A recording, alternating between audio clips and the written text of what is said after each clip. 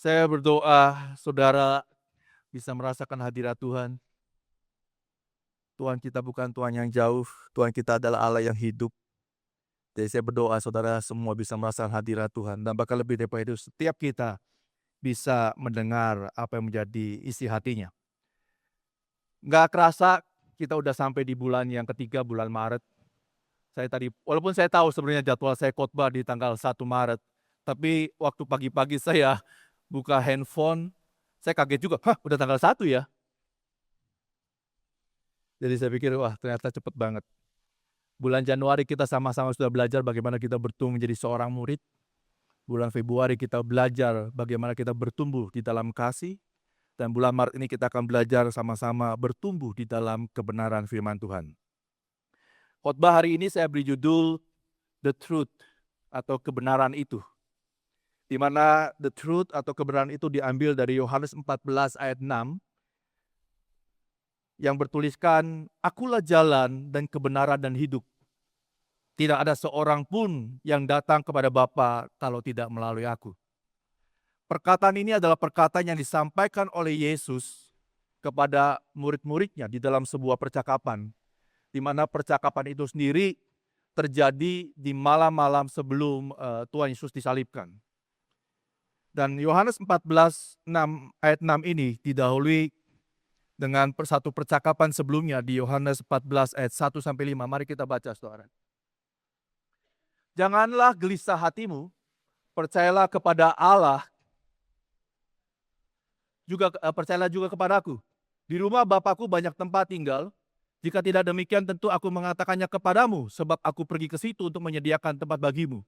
Dan apabila aku telah pergi ke situ dan telah menyediakan tempat bagimu, aku akan datang kembali dan membawa kamu ke tempatku, supaya di tempat di mana aku berada, kamu pun berada.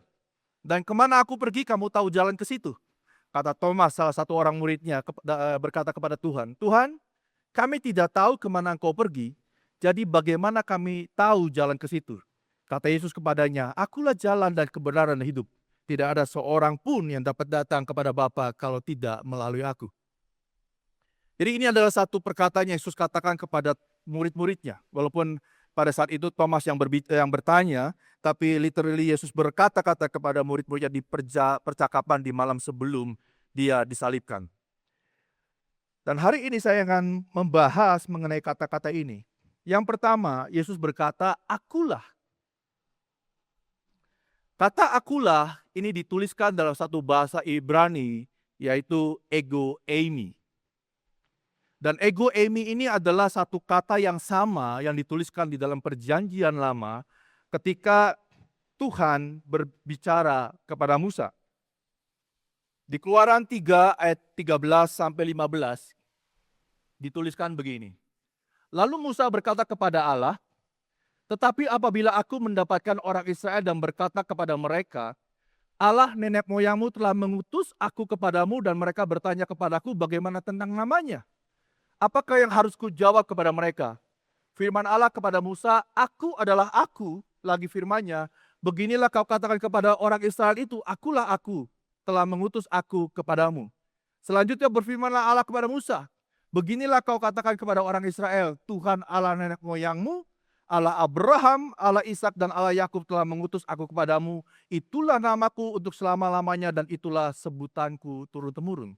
Jadi pada waktu Tuhan menampakkan diri dalam semak yang menyala kepada Musa, Musa berkata, "Siapakah namamu kalau nanti orang Israel bertanya kepadaku, siapa yang nyuruh kamu untuk berkata-kata kepada kami?" Lalu Tuhan bilang, "Akulah aku. I am that I am." Jadi kata ego eimi adalah kata yang sama di dalam bahasa Ibrani pada waktu dituliskan dalam Perjanjian Lama, "Aku adalah aku." Jadi pada waktu Yesus berkata, "Akulah," Yesus sedang berkata kepada orang Israel, kepada bangsa Israel, "Akulah dia."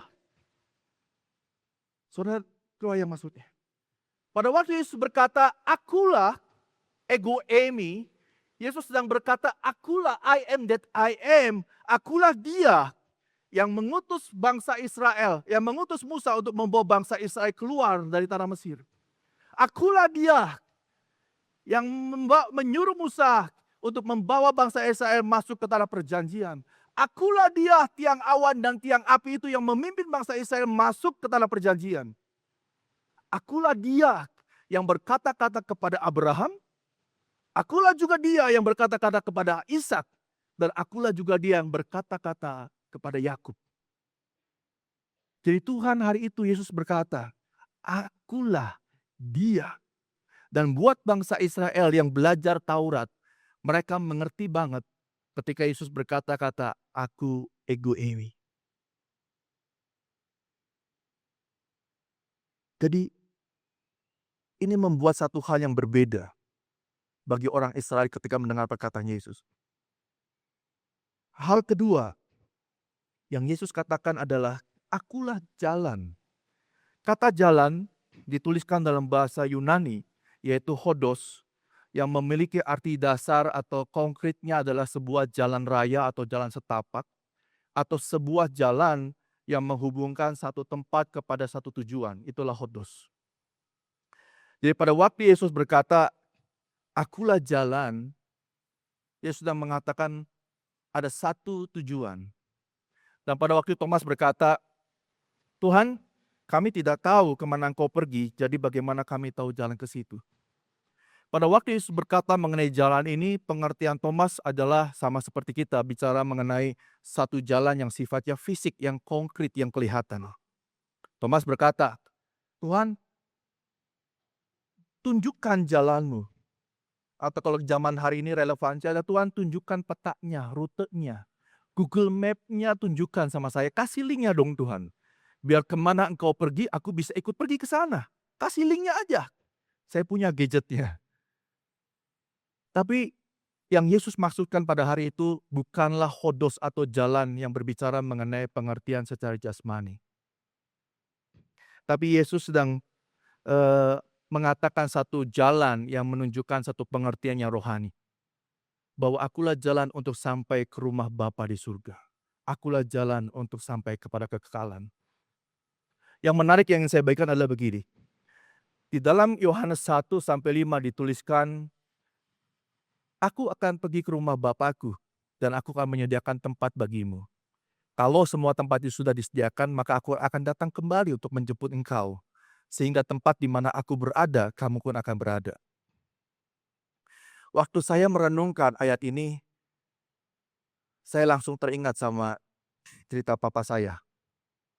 Papa saya sudah nggak ada. Tapi saya langsung ingat tentang papa saya. Saya bersyukur Yesus menggambarkan rumah kekekalan di surga itu sebagai rumah Bapa.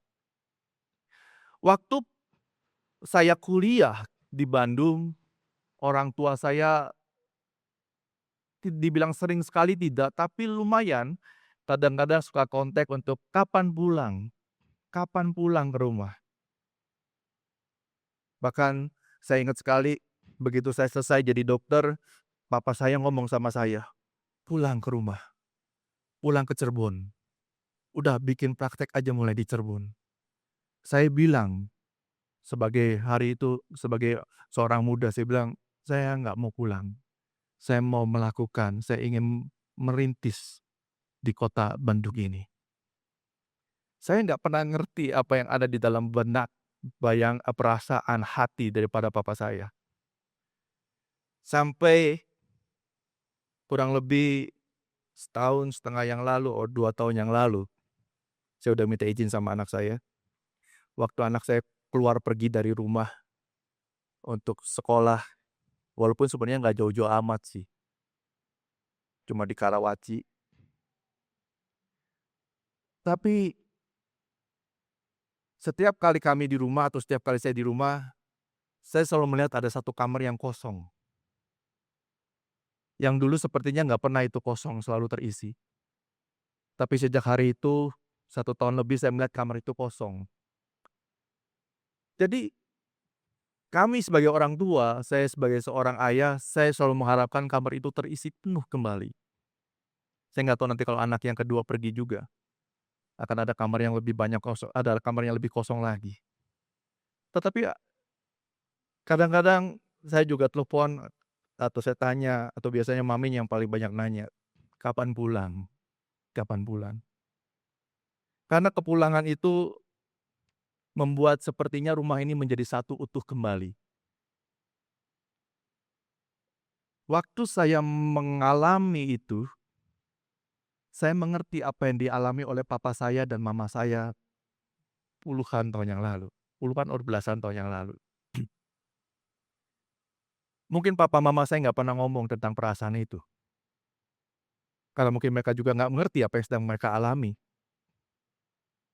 Tapi hari ini saya ngerti bahwa, oh iya, berarti waktu papa saya minta saya pulang ke rumah, itu bukan cuma sekedar pulang, tapi ada satu kerinduan, ada satu kekosongan yang kalau saya pulang ke Cirebon, saya ada di kamar itu, sepertinya rumah itu komplit sepertinya. Dan waktu saya membaca firman Tuhan ini dan Tuhan menggambarkan rumah Bapa di surga banyak sekali ruangan, banyak sekali tempat. Saya membayangkan seperti rumah papa saya yang banyak kamar di sana. Dan saya bersyukur sekali lagi Tuhan menggambarkannya seperti rumah Bapa. Jadi kata hodos sebenarnya, ini kalau saya tangkap dalam pengertian saya, Tuhan bukan sedang menunjukkan satu jalan dari satu tempat menuju satu tempat, tapi hodos adalah merupakan satu jalan yang menunjukkan untuk kau kembali kepada rumah Bapa. Ada perbedaannya saudara, kalau saudara pergi dari satu tempat kepada satu tujuan, sama saudara pergi dari satu tempat pulang ke rumah saudara, ada perbedaan yang jauh. Waktu saudara pulang, di situ ada kerinduan, di situ ada perasaan, di situ ada kehangatan, di situ ada pengharapan, di situ ada penantian yang bertahun-tahun, bahkan mungkin kalau kita bicara tentang Tuhan berabad-abad lamanya. Tuhan mau untuk setiap kita pulang. Di rumahku banyak sekali tempat. Saya ingat kalau waktu zaman di Cirebon, kalau zaman dulu masih main, kita nggak punya gadget, kita main. Kita bisa main petak umpet sampai jam 9 malam. Ngumpetnya bukan ngumpet di belakang pohon, ngumpetnya di atas genteng. Saya nggak tahu bagaimana saudara, tapi saya ingat di rumah saya, di tetangga rumah saya ada pohon Kamboja yang tinggi. Jadi kalau kami ngumpetnya bukan ngumpet di pohon, di semak-semak belukar, bukan. Kami ngumpetnya di genteng. Saya ingat kalau malam papa saya suka bilang begini, "Dik, cari koko kamu tuh, cari, suruh pulang." Atau kalau saya mainnya udah kelamaan, koko saya yang disuruh, "Cari Diki, suruh pulang." Atau cari adik saya, "Suruh pulang." Saudara kebayang, hari ini kita semua ada di tengah-tengah dunia, melakukan apa yang sedang kita lakukan di tengah semua kesibukan, kesukaan, kesenangan yang kita punya. Tuhan bilang sama anak yang paling sulung,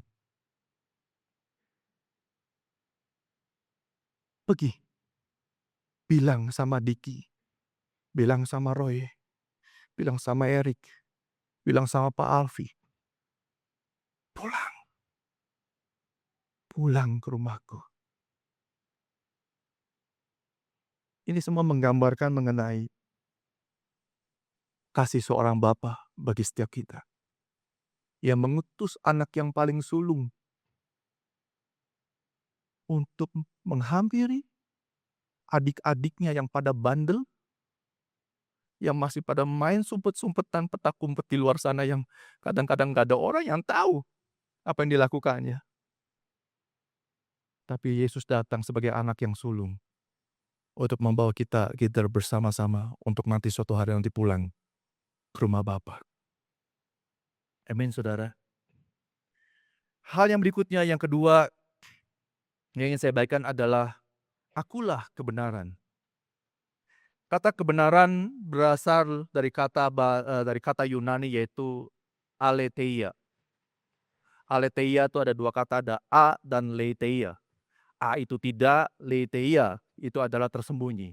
Jadi kata aletheia artinya adalah tidak tersembunyi. Jadi waktu Yesus berkata, "Akulah kebenaran," akulah Dia yang tidak tersembunyi. Di dalam perjanjian lama, Allah, I am that I am adalah Dia, Allah yang tersembunyi di balik tabut perjanjian. Akulah Dia yang tersembunyi di balik tiang awan dan tiang api. Akulah Dia yang tersembunyi di balik semak belukar yang menyala. Dan saudara bisa baca banyak hal lagi mengenai Allah. Mengambil satu rupa yang tersembunyi. Karena tidak ada satu orang pun yang dapat melihat Tuhan. Keluaran 33 ayat 20. Tetapi firman-Nya, engkau tidak tahan memandang wajahku sebab manusia tidak dapat memandang aku dan hidup. Kenapa selama perjanjian lama Allah membuat semuanya tersembunyi? Karena tidak ada satu orang pun yang pada akhirnya bisa melihat Allah dan akan tetap hidup. Tidak ada yang tahu rupanya Tuhan seperti apa. Alkitab hanya menggambarkan bahwa Tuhan kita adalah pribadi yang punya tangan, punya telinga yang bisa mendengar, punya mulut yang bisa berbicara. Tapi itu adalah penggambaran yang digambarkan, dituliskan dalam pengertian atau sesuatu yang bisa kita mengerti sebagai seorang manusia. Tetapi seperti apakah Allah sesungguhnya? Tidak ada satu orang pun yang pernah bisa melihat. Bahkan ketika Musa mencoba bilang sama Tuhan, Tuhan kalau aku mendapatkan kasih karunia-Ku, tunjukkanlah kemuliaan-Mu di hadapanku. Tapi Tuhan pun juga tidak bisa menunjukkan, karena ketika Tuhan menunjukkan wajahnya, pribadinya, maka Musa akan mati. Oleh karena Tuhan bilang sama Musa, di situ ada satu gundukan bukit yang kecil. Aku akan menyembunyikan engkau pada saat aku lewat. Dan pada saat Tuhan lewat menunjukkan kemuliaannya, Tuhan tutupin wajahnya Musa. Sampai begitu lewat, Tuhan lepasin dan biarlah dia melihat hanya punggungku saja. Daud berkata, di Mazmur dikatakan, kemarin pada waktu worship night, di Mazmur 27 ayat 8-9 dikatakan, Michael membagikan ini, saya pikir. Worship night kemarin judulnya adalah Seeking His Face. Mencari wajahnya. Tapi satu hal yang baik, waktu Michael membagikan mengenai ini, saya mendapatkan satu revelation, satu pewahyuan, satu pengertian yang baru. Michael mengatakan bahwa seeking his face itu bukan literally kita mencari wajahnya Tuhan, tetapi sebenarnya adalah arti yang tepat dikatakan memahami wajahnya Tuhan. Ini berbeda, saudara. Mencari dan memahami. Kalau saudara ingat orang tua yang punya anak-anak kecil, atau mungkin saudara ingat kejadian-kejadian waktu saudara masih kecil, anak-anak kita seringkali ketika dia hendak melakukan sesuatu, entah itu benar, entah itu salah, apa yang anak-anak sering lakukan? Dia nengok sama kita. Benar? Dan kalau kita bilang, dia akan melakukannya. Tetapi kalau orang tuanya bilang, ya, dia tidak akan melakukannya. Hari itu ingat bahwa Tuhan adalah Tuhan yang tersembunyi. Firman Tuhan mungkin didengar oleh sebagian orang, para nabi dan orang-orang tertentu, tetapi tidak semua orang mengenal dan mendengar suara Tuhan. Semua itu tersembunyi. Jadi waktu Daud berkata dan Musa mengatakan, Tuhan tunjukkanlah wajahmu, aku mencari wajahmu dan tunjukkanlah wajahmu.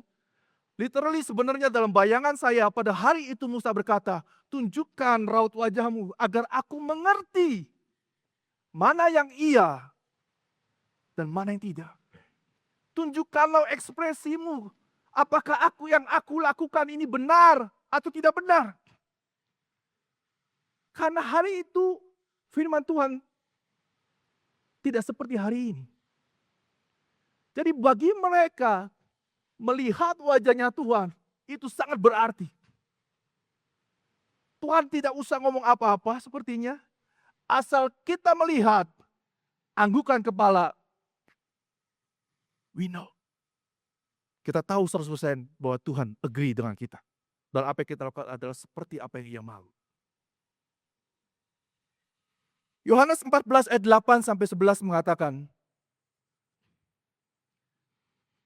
tidak percayakah engkau bahwa aku di dalam Bapa dan Bapa di dalam aku?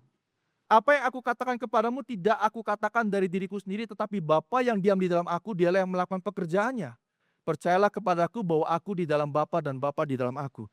Perkataan Yesus ini diawali oleh satu pertanyaan dari Filipus. Tuhan, tunjukkanlah Bapa itu kepada kami. Lalu Yesus berkata, sudah berapa lama engkau bersama-sama dengan aku? Masihkah engkau tidak mengenal Bapa di surga?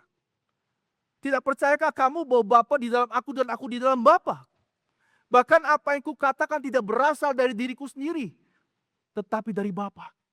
Kalau engkau masih tidak percaya, percayalah dengan apa yang aku kerjakan yang kau lihat. Aku datang untuk memberi kamu hidup dan hidup berkelimpahan. Yesus bilang, Bapa di dalam aku dan aku di dalam dia. Apa yang aku katakan berasal dari Bapa. 1 Yohanes 1 ayat 1. Apa yang telah ada sejak semula, yang telah kami dengar, yang telah kami lihat dengan mata kami, yang telah kami saksikan dan yang telah kami raba dengan tangan kami tentang firman hidup, itulah yang kami tuliskan kepada kamu. Yohanes yang juga adalah muridnya berkata, apa yang aku lihat, aku dengar, aku raba dengan tangan yang hidup mengenai firman kebenaran yaitu Yesus sendiri. Itulah yang aku tuliskan kepadamu. Dengan kata lain hari ini semua mengenai Yesus yang di dalamnya Bapa diam di dalam Yesus dan Yesus di dalam Bapa. Semuanya sudah dituliskan di dalam Alkitab. Itulah sebab Yesus bilang, akulah kebenaran. Akulah dia yang tidak lagi tersembunyi seperti di zaman waktu itu. Hari itu Musa tidak banyak mendengar, walaupun saya bukan bicara dalam konteks, maksud saya begini, Tuhan berbicara kepada semua para nabi, tetapi bersyukurlah kita yang hari ini semua tentang siapa Tuhan, karakter Tuhan, sifat Tuhan, anggukan kepala Tuhan, ekspresinya Tuhan, kehendak kemauan hatinya Tuhan sudah tertulis di dalam satu Alkitab. Itulah sebabnya Yesus bilang, aku datang untuk memberikan kamu hidup, yaitu hidup berkelimpahan. Yang firman Tuhan maksudkan hidup berkelimpahan bukanlah saudara akan hidup di dalam harta yang berkelimpahan. Saudara bukan akan hidup di dalam berkat yang berkelimpahan.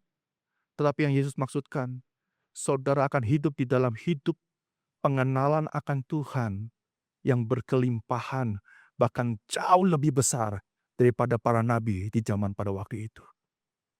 Karena tidak ada lagi yang tersembunyi bagi kita. Tuhan sudah ungkapkan semuanya mengenai siapa Bapa kita di surga. Tetap kita berdoa, kita mencari wajah Tuhan. Bukan berarti terus kita nggak berdoa, kita nggak worship Tuhan. Tetap kita berdoa. Tetap kita menantikan hadirat dia, tetap menantikan pribadi dia, tetap menantikan anggukan wajahnya yang berkata, it's okay. Tetapi semuanya tidak ada lagi yang tersembunyi bagi kita.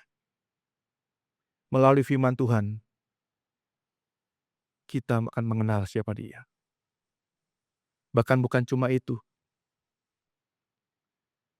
Mungkin saat berikutnya.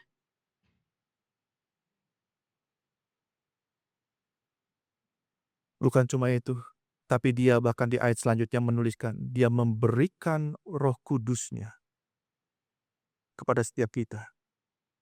Yang dialah yang akan menolong kita untuk mengerti firman Tuhan, mengerti siapa Tuhan, seperti apa kehendaknya, seperti apa karakternya.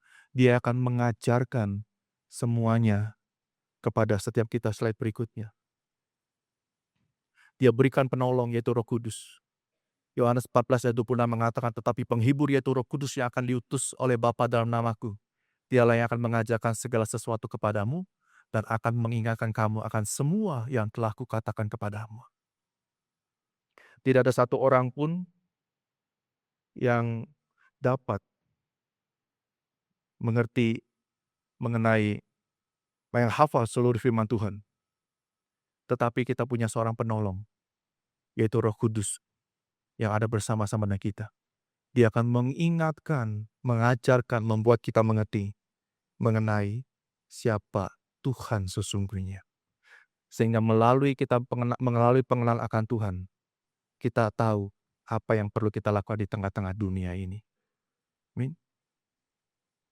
Sudah berapa lama kita lahir baru? Sudah berapa lama kita berdoa jadi orang percaya?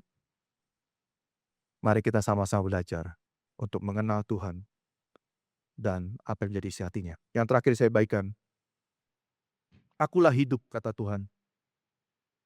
Kata hidup di dalam bahasa Yunani dituliskan dengan kata zoe. Kata hidup sebenarnya ada dua meaning dalam bahasa Yunani. Yang pertama adalah bios, yang saudara kalau ngerti biologi. Yang kedua adalah zoe. Kata bios atau bios ini berbicara mengenai satu kehidupan yang jasmani. Dan zoe adalah berbicara mengenai kehidupan yang rohani. Jadi pada waktu Yesus berkata, akulah hidup. Yesus sedang berkata mengenai satu kehidupan yang kekal. Yohanes 5 ayat 26 dikatakan, sama seperti Bapa mempunyai hidup atau zoe dalam dirinya sendiri, demikian juga diberikannya anak mempunyai hidup atau zoe di dalam dirinya sendiri. Yohanes 1 ayat 4 dikatakan, di dalam dia ada hidup, dan hidup itu adalah terang manusia. Yohanes 10 ayat 10, aku datang supaya mereka mempunyai hidup dan mempunyainya dalam segala kelimpahan. Jadi pada waktu kita mengenal Yesus, di dalam Yesus ada hidup. Dan kita akan beroleh satu kehidupan. Satu literatur menuliskan begini. Kata zoe bukan cuma berbicara mengenai kehidupan yang rohani, kehidupan kekal suatu saat nanti. Tapi kata zoe juga berbicara mengenai kehidupan yang sesuai dengan nilai-nilai kebenaran firman Tuhan. Jadi pada waktu Yesus bilang, akulah zoe, itu bukan cuma berbicara nanti suatu hari nanti kita semua orang percaya akan hidup kekal bersama Bapa di surga. Tetapi akulah jalan untuk setiap kita mengenal kebenaran prinsip-prinsip firman Tuhan. Dan jikalau kita hidup melakukan semua prinsip-prinsip kebenaran firman Tuhan itulah, maka pada akhirnya kita akan memiliki hidup zoe itu sendiri sama seperti Yesus hidup. Karena hidup kita dipenuhi oleh nilai-nilai firman Tuhan, kebenaran dalam hidup kita. Ada virtue yang kita lakukan dalam kehidupan kita. Itulah zoe. Take action. Terakhir, saya ingin mengajak setiap kita. Saya undang tim musik untuk bisa maju ke depan. Percayalah kepada Yesus sebagai juru selamat.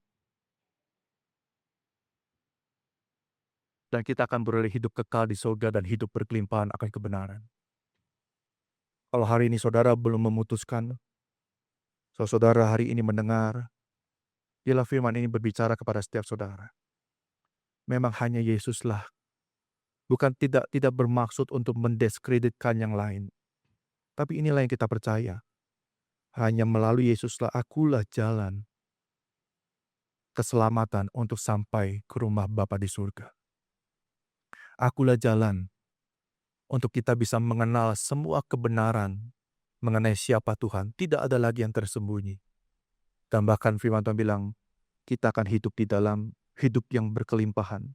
Kita akan mengenal Tuhan begitu banyak, begitu luar biasa. Yang kedua, sebagai action, Roh Kudus akan menolong kita mengerti dan memampukan kita untuk melakukan kebenaran. Roh Kudus bukan cuma mengajarkan kita, mengingatkan kita mengenai kebenaran, tapi juga dia juga yang telah memberikan kita kuasa untuk hidup, melakukan setiap kebenaran yang kita sudah ketahui, yang kita sudah mengenal hidup kita. Dan yang terakhir ini yang juga sama pentingnya adalah, maukah setiap kita hari ini ketika keluar dari gereja ini, kita juga berkata sama seperti Yesus berkata, akulah jalan, akulah kebenaran, dan akulah hidup itu. Sehingga setiap orang yang melihat hidup kita bisa melihat siapa Tuhan yang kita sembah. Dan setiap orang yang melihat perilaku, attitude, karakter, perkataan-perkataan kita, mereka pun bisa bersaksi bahwa orang ini hidup di dalam pengenalan akan Tuhan. Aku mau punya hidup yang seperti dia. Aku mau keluargaku pun hidup seperti dia. Bukan berarti kita ingin mensejajarkan kita dengan Yesus. Tetapi marilah kita mengikuti teladan Tuhan. Biarlah kita menjadi jalan bagi semua orang. Lakukanlah setiap kebenaran-kebenaran yang kita tahu tentang Tuhan. Ketika Tuhan berkata, kasihlah sesamamu. Mungkin kita berkata, saya sudah tidak terlalu sanggup untuk mengasihi dia. Tetapi sekali lagi ada Roh Kudus yang akan bekerja dalam hidup setiap kita. Dengan caranya, dengan kuasanya yang ajaib, yang begitu luar biasa akan memulihkan hidup setiap kita. Apalagi yang saudara katakan bahwa saya tidak sanggup untuk melakukannya. Kita punya seorang penolong yang tidak akan pernah berhenti menolong setiap kita. Tapi poin yang saya ingin sampaikan ini adalah, mari, jadilah jalan bagi semua orang yang ada di sekitar kita. Entah istri kita, entah suami kita, anak-anak kita, keluarga besar kita, tetangga-tetangga kita, dimanapun kita berada. Dengan satu misi, agar melalui kita, mereka mengenal siapa Tuhan sebenarnya. Amin.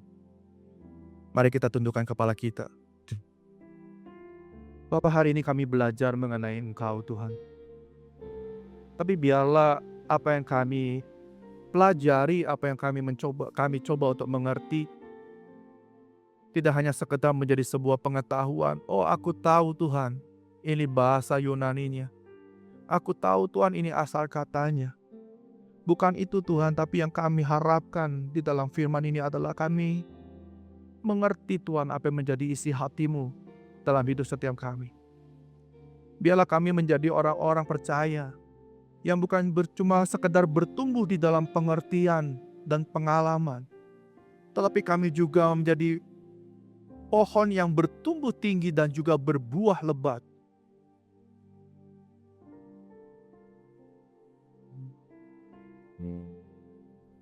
Ini yang Tuhan ingin sampaikan, saudara. Saya merasakan Tuhan berbicara kuat. Tidak ada satu pohon pun yang berbuah, yang buahnya akan dimakan oleh pohon itu sendiri. Tetapi ketika satu pohon berbuah, buah itu akan dinikmati oleh yang lainnya. Demikianlah hendaknya hidupmu berbuah. Buah yang akan kau hasilkan bukan hanya untuk kau nikmati sendiri. Bukan itu tujuannya, tapi engkau berbuah agar orang lain melihat, mengecap, meraba, menikmati setiap buah yang kau hasilkan dalam hidup. Sehingga dengan demikian, kata Tuhan, nama Tuhan akan dipermuliakan. Aku memberkatimu, aku menyertaimu, aku tidak pernah meninggalkanmu sedikit pun. Ketahuilah, ketika engkau berjalan dalam hidupmu dan engkau merasa sendiri, percayalah bahwa aku adalah Tuhan yang Immanuel, yang akan selalu ada bersama-sama dengan engkau, menyertai hidupmu kemanapun kau pergi.